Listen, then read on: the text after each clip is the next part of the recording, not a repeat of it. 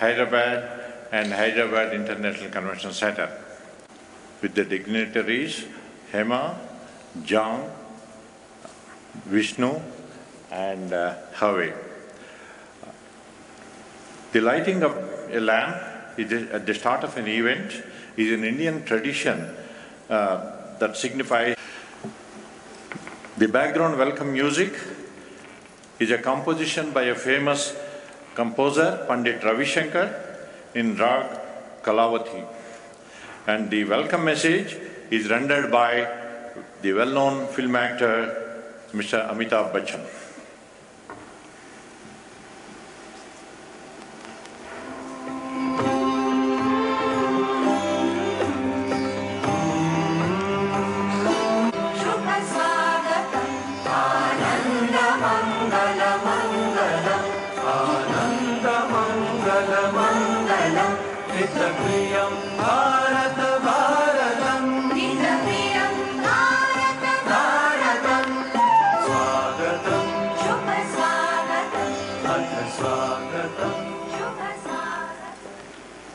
We welcome you all to these celebrations in this ancient land of ours.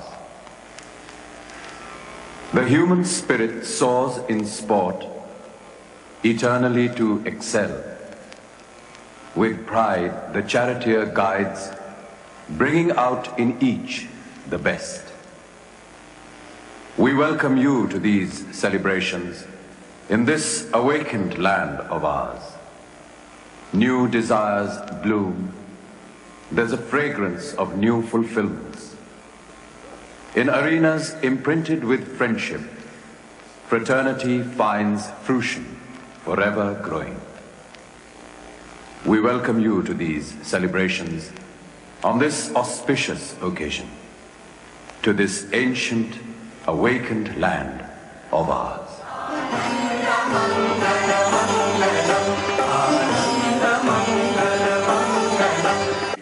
To India, I mentioned to the committee that your experience in India will trigger many research ideas in speech area, as you will see how a country of 1.3 billion people communicate mainly in spoken form in multiple languages and dialects, with the significant changes across the borders of different linguistic states, making languages more like a continuum rather than discrete. The city of Hyderabad is no exception to the display of this aspect of Indian culture.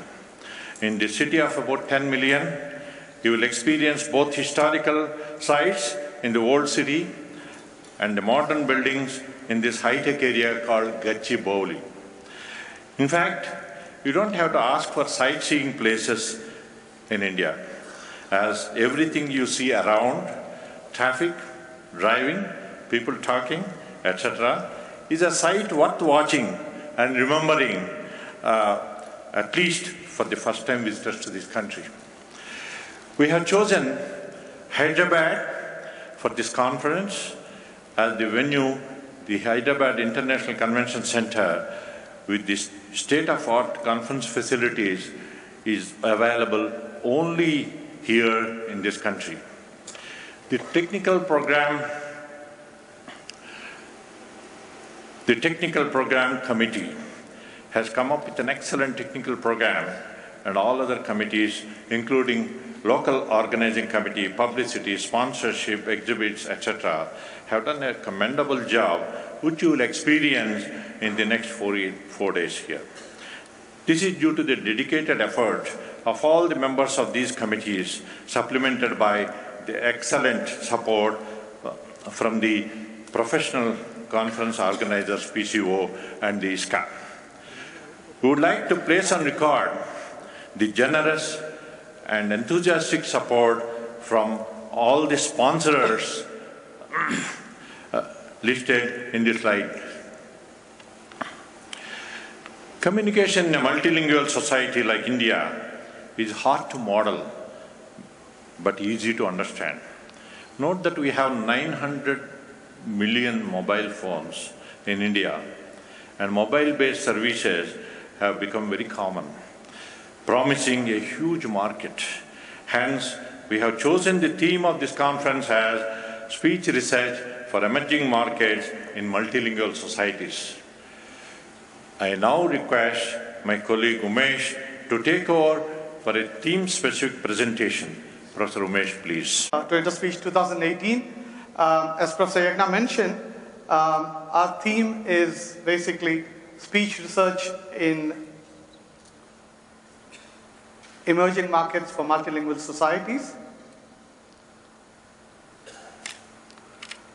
So many of you have already experienced the multilingual nature of India. I assume right from the time you landed at the airport, took your taxi and probably checked into your room. What you would have not realized is that in almost all urban cities, you probably have at least 3 languages, sometimes 4 languages spoken. For example, in Hyderabad, you have 4 languages, English, Hindi, Urdu, and Telugu. So you do have 4 languages here, and people use it, a lot of code switching happens, and there's a lot of code mixing. For example, I have stayed in many parts in India, and so I can speak 4 languages, but most of us are not fluent even in one language. So what we do is we borrow words from the language, the other languages that we know, and so we have the pseudo languages called Hinglish and Tanglish and so on, which is basically words that come from different languages, code mixed kind of language. So there are some very interesting examples of code switching that happens in India. So the first one I'll just read out. It says, she was bunowing the masala jab phone ki gaddi baji. So the words in Hindi are marked in red, and we even use the verb, and the tense comes from English. It says frying. Buno is fry, which is a Hindi word, but I add ing just to say that I am frying the masala at that particular point in time. And similarly, Tanglish is a mixture of Tamil and English, and so I would say something like I mudgified the bedsheet to say I folded, and if I'm saying I want to mudgify, I'll say I'm mudgifying the bedsheet or something like that. Okay, so this is a funny kind of a language that we have, and most of us in urban India use this very, very freely. And therefore, a lot of our popular media also reflect this. This is a famous hair care ad, and I'll just play it out for you. Can I have the audio for that? 2 times stronger banao. So I'll just play it again for you. Mom कहती है use oil for stronger hair. बालों को 2 times. But it says mom कहती है, which is mom says, and that's a Hindi phrase.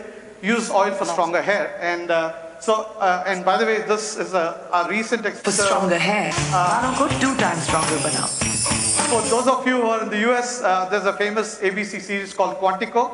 She's a star of that show. So, and also we have songs that are cult in some sense. I don't know how many of you know Opa Gangnam Style. Do you remember that still? The Korean pop song? Well, we have an Indian version of that, and that's called Why This Kolaveri D. Okay, and so I'll just play it out for you. Why this Kolaveri, Kolaveri, Kolaveri D? Gangnam Style, and India has many, many languages, and what people would do is just, why this remains the same, Kolaveri D is in Tamil, and they just change it to Hindi or any of the other languages. So this is again a very, very popular song, so all that I want to make is that we use code mixing and code switching very, very, effortlessly and we don't even think about it. But often what I've written here is all in Romanized script. When we use song or, when we want to read things, we often prefer to have it in Indian scripts or native scripts. So for example, that last sentence has a mix of both Hindi and English, but Hindi written in Devanagari script. And that's usually the way we like to read, okay? And talking of Bollywood, I hope on Thursday all of you are willing to groove, because we have some Bollywood songs playing during the banquet, so you can listen to them, okay? So that's so much for code switching. The other half of the theme talked about emerging markets. There are about 900 million people staying in rural India. That's about 1 in every 8 person in the world living in rural India. And that means one of the problems with these people are that they have very limited reading and writing skills, because India has a very strong oral tradition. So if you go to any village, you'd probably see a lot of storytellers, a lot of community activities which involve song and dance and drama and play, but very little, writing activities, so to speak. And that is a big, big problem for our country. Voice is the only interface that probably makes sense to many of them. And this, in today's world, is a big challenge for them. For the simple reason that even simple things like access to healthcare, education, banking, all of them, without having some kind of without the voice interface is going to be a challenge for them. And this is one thing that we are very, very keen to see if we can bring these bottom pyramid, as they call, into the mainstream. The good thing is we also have this big revolution in terms of mobile users. We have now about 1 billion mobile users. I know Yagna said 900, but the latest figure is 1 billion. And the costs are very, very cheap. It costs about $50 per month, and you get unlimited calls to India, all over India, and you also have 60 GB of data, So, but all of this is used and all of the rural people do have mobiles, but most of them are used for entertainment and voice communication. So there's very little of the activities that I mentioned. For example, you can't do banking, or at least there are no suitable interfaces for them to use things, using just voice. But if we can come up with some apps like that, I'm sure you have a big, big market waiting to be tapped. So, but India is a very big country, so there are lots of challenges. For one, as Yagna mentioned, language is a continuum. We talk about, so many languages, but actually every 50 kilometers, you're going to probably see a change in the language, okay? So there's a gradual gradation of change, and therefore it's difficult. So you have a lot of these problems of accent and dialect variations. I've already talked about code switching. And in today's terms, we talk a lot about data-intensive kind of approaches, and therefore low resource is also a big problem. I mean, many of them are actually zero resource. And finally, many of them are very, very hesitant to use this kind of technology. They've never used this kind of technology, and therefore you have to have a very good dialogue design for them to give you proper responses. So there are lots of challenges, and I hope that this conference, you take a lot after seeing everything in first hand. One of the things is also we deal with, it's a densely populated country, so we live in close quarters. So you have a lot of background speech, people talking in close quarters to each other. And of course, we love to honk. I don't know how many of you face the traffic when you came through your bus, on your bus route. You would see that everyone honks. So I have this nice time-lapse video. This is a typical intersection in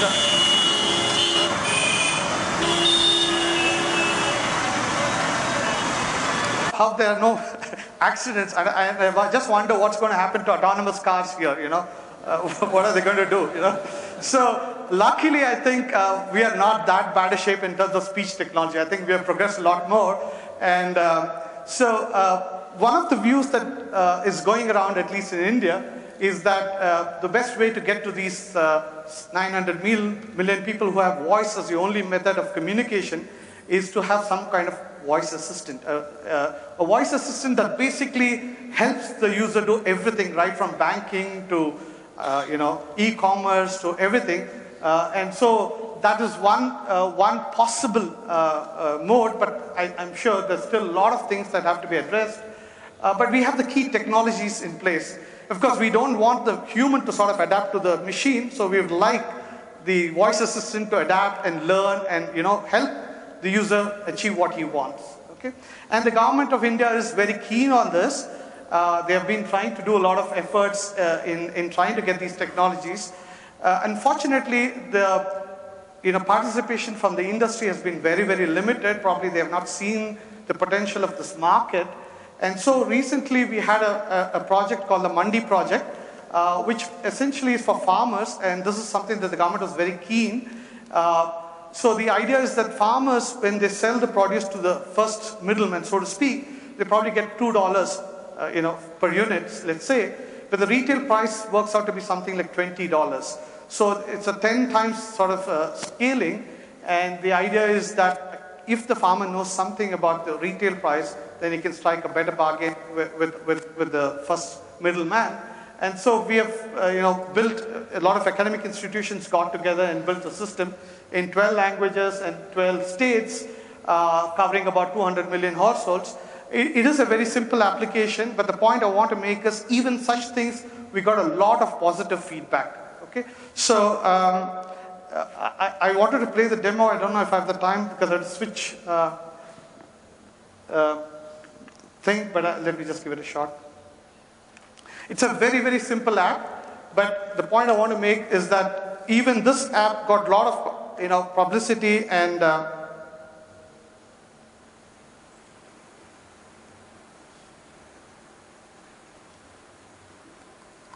தமிழ்நாட்டின் விவசாய தொடர்பு மையத்திற்கு உங்களை வரவேற்கிறோம். உங்கள் மாவட்டத்தின் பெயரை மட்டும் பீப் ஒலிக்கு பிறகு கூறவும். விழுப்புரம். நீங்கள் கூறியது விழுப்புரம். காய்கறி, பழங்கள் மற்றும் தானியங்களின் விலையை அறிய பொருளின் விலை என்று கூறவும் அல்லது வானிலை பற்றிய தகவலுக்கு வானிலை என்று கூறவும். பொருளின் விலை. விவசாய பொருளின் பெயரை மட்டும் பீப் ஒலிக்கு பிறகு கூறவும். எடுத்துக்காட்டாக நிலக்கடலை அல்லது கேழ்வரகு. நிலக்கடலை. நீங்கள் கூறியது நிலக்கடலை. The point I want to make is something simple like this has generated so much goodwill, and farmers are interested in having something like this. I'm sure if the industry participation comes through and we do a lot more, we can do wonderful things for the bottom half of the pyramid. I'd like to wind up by just saying that even we got a pitch from the Prime Minister of India talking about this particular project. Oh, sorry. Powered by e-healthcare. I dream of a digital India where farmers are empowered with real-time information to the connected with the global markets. So, in conclusion, I would just like to say that whatever we try, if all of our research can translate us into something that can address the needs of the bottom half of the pyramid, I think we would have made a big difference to their lives. So, thank you, and I would like to have Prashanta come and continue with the technical part of it. Prashanta.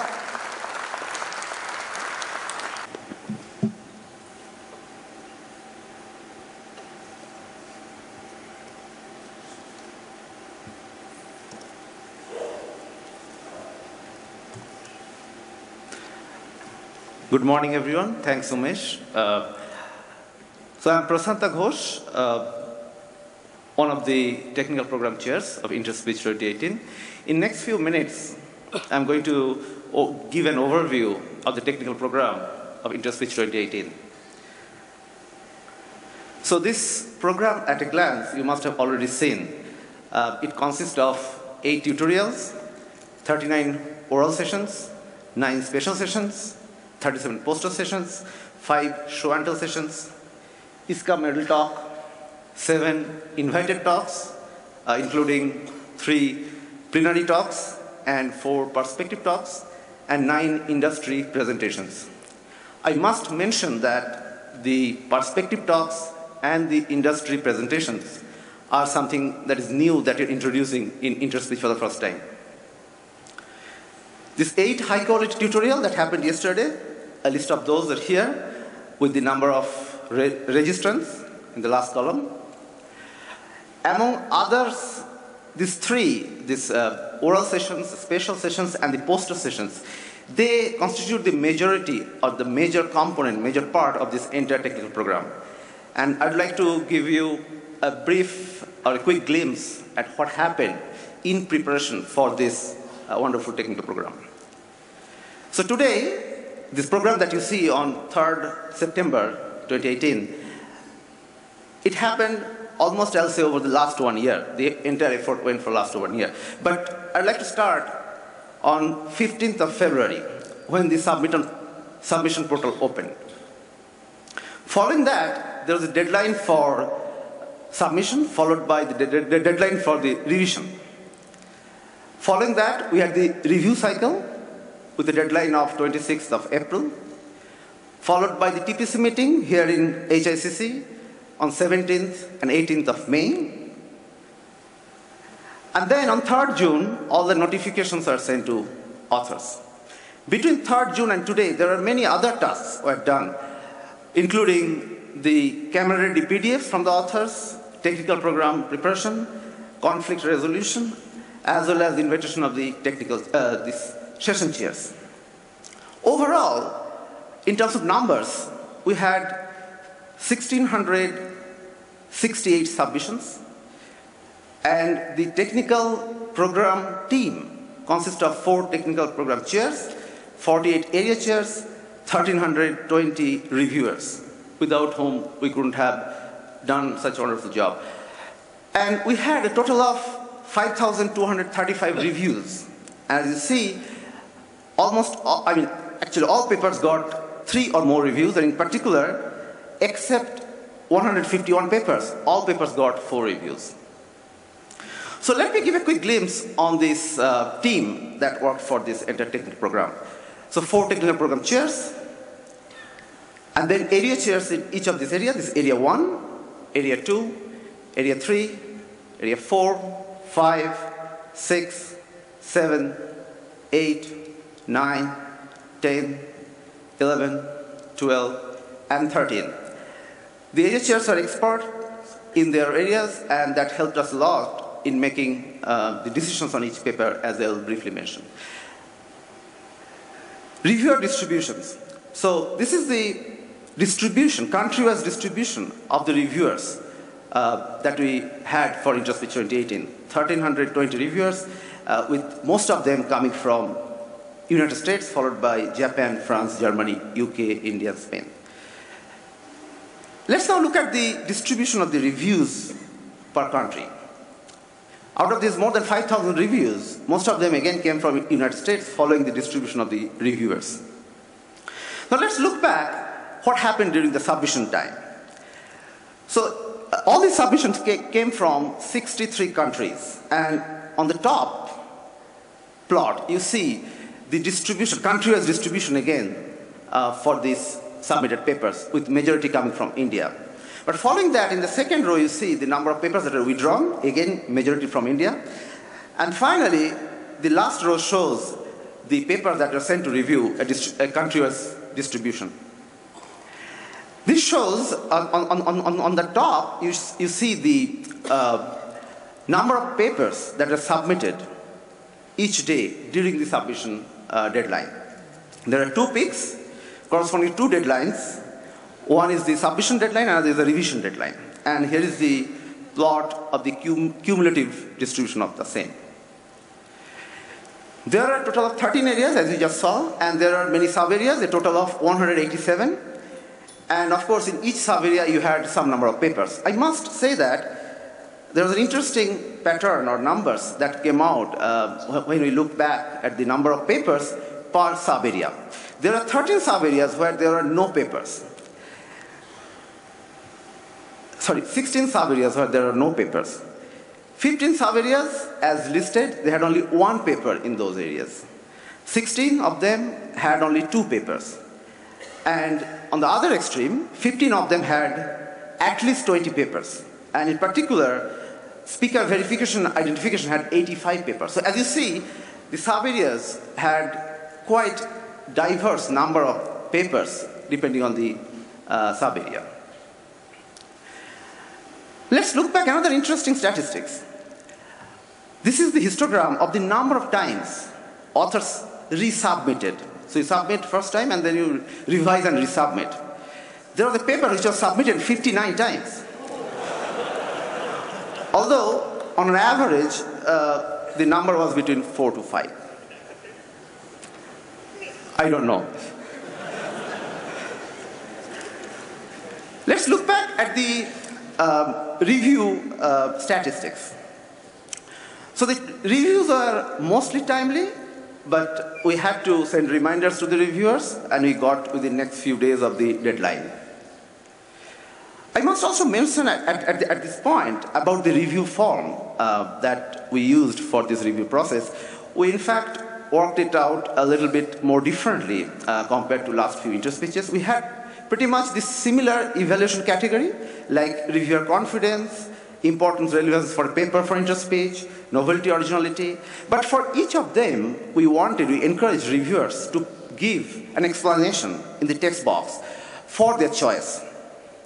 Continuing on the evaluation category, technical correctness, clarity of presentation, references adequate or not, paper category, which I'll be coming in more detail in a bit, overall recommendation, nominate for Best Paper Award, detailed comments, confidential comments, all of that. Now let's look at few of them.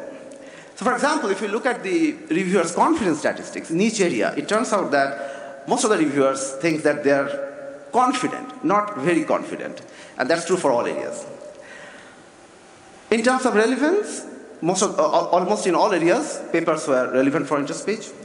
When we look at the histogram in every area for the novelty, originality, we see that there is a skewed distribution, indicating that majority of the papers were of high quality and novel. That comes out even in the technical correctness, in the clarity of presentation. Coming to the paper category, we ask the reviewer, for each paper, they have to choose whether the paper belongs to, according to them, belongs to pure research or pure development, or research and development. And that brought out an interesting pattern for each area. For example, in the area which is more scientific in nature, most of the papers were in category 1, which was pure research. While in area 8, it was primarily in the third category, research and development. And looking at the overall recommendation, again, it shows that majority of the papers were of good quality. I'd like to mention about the Best Paper Award. It turns out of these more than 5,000 reviews, only 139 reviews indicated that respective paper to be nominated for Best Paper Award. And out of this 139, there are only 6 papers which were nominated by 2 reviewers, and the rest, all of them, only by 1. And there was no paper which got recommended from all of its reviewers. Maybe you're looking for that kind of paper in coming Interspeech. So, coming to the final score, this is how we combine the individual scores, quantitative scores, and come up with one score for every paper. But that's not the end of it. We also looked at, very carefully, including the area chairs, the qualitative review. And here is a quantification of the qualitative review. We checked how many words are there in the textual input that the reviewer gave. I must mention there was a reviewer who gave very high or very detailed review comments, in particular having close to 5,000 words, and almost for all the papers like that reviewed by him. But on an average, there were 294 the words in the reviews that we received. And following that, we had the TPC meeting in HICC, 17th and 18th of May. It was a 2-day long, very intense and thorough discussion on several papers for making decisions on each of them. And there are critical discussions on many of the borderline cases. And following TPC meeting, this is what we had in terms of the statistics of the number of papers accepted, being 749 with an acceptance rate of 54.31%. Then we send the notification to all the authors. We received the decisions taken by the area chair on each of these papers, accept or reject, and then we thought, is it possible, because of this enormous surge in machine learning, is it possible to automate this entire process? Can we give the review scores to the algorithm and it comes up with accept or reject? So, thanks to one of my students who did this experiment with the review scores with several classifiers, we got a 10-fold cross-validation average classification accuracy of close to 90%. When we used the review text, it was pretty poor. Interestingly, when we used the 2017 review scores as the training data and 2018 as the test, we got 89% accuracy. So it indeed brings the need for the TPC meeting. Coming to show and tell, there are 50 papers submitted. Out of those, 34 were accepted and 16 were rejected. I'd like to end my part by thanking area chairs for recommending reviewers. We had a large number of new reviewers that are entered into the pool, and thanks to all the area chairs for that. Thanks to them also for coordinating the reviews and making decisions on each and every paper. We thank the reviewers for their excellent, timely review. Thank ISCA, particularly Lori Lammel, for their support, input, and advice through this entire process over the last 7 to 12 months. And PCO for arrangements for the TPC meeting. And finally, authors, without whom we couldn't have had such a wonderful technical program. Before I end, I'd like to draw attention to all the presenters of the oral session. Please upload your presentation files in the speaker check-in room at least an hour before your session starts. So thank you and enjoy these next 4 days of the technical program.